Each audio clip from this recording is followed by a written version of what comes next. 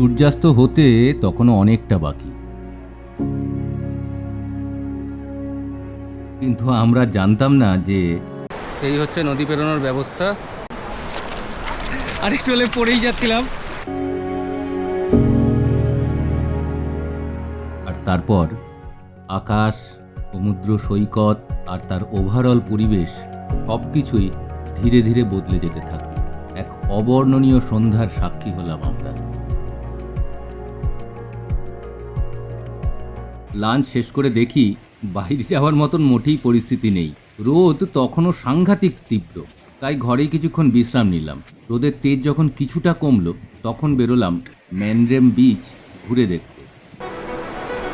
এই হচ্ছে নদী পেরোনোর ব্যবস্থা।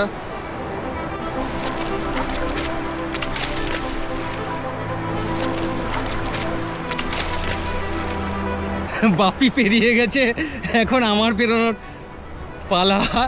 কিন্তু এই যে এখানে হাঁটুর ওপরে জল, প্লাস তলায় বালি সরে যাচ্ছে, নামতে গিয়ে নরম বালি, সেটা ভেঙে গেল পটাশ করে। আরেকটু হলে পড়েই যাচ্ছিলাম। বাবাই তো এই প্যান্টও ভিজে যাবে মনে হচ্ছে। এই যে এখানেও সব পার হচ্ছে, এখানে ক্রিকেট খেলা হচ্ছে। আবার আমরা ওই দিকটায় গিয়ে বসি, চলো। এখানেই কোস্ট গার্ডের লোকেরা রয়েছে। যখনই একটু বাড়াবাড়ি জায়গায় চলে যাচ্ছে লোকজন, তখন এরা এইভাবে বাঁশি বাজিয়ে তাদেরকে করছে, তুলে দিচ্ছে আর কি, বা সাবধান করছে। আমরা ওই জায়গাটায় বসি। ওই দিকটা হচ্ছে আরাম্বল বিচ, তারপর আরও এগিয়ে হচ্ছে কেরিম বিচ, কোয়েরিম বিচ বা কেরি বিচ। এখানটায় বসি, কেউ নেই।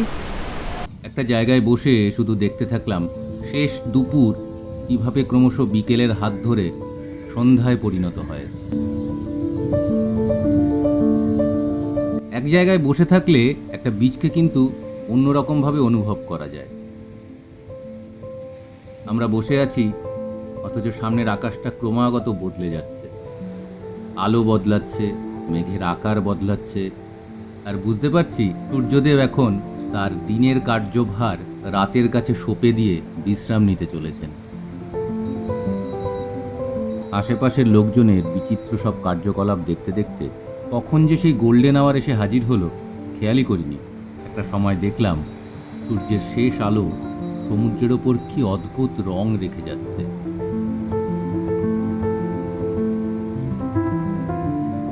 সূর্য ডুবে গেলেও কিন্তু আমরা সঙ্গে সঙ্গে উঠলাম না, কারণ তখনও ঠিক রাত্রি হয়ে যায়নি।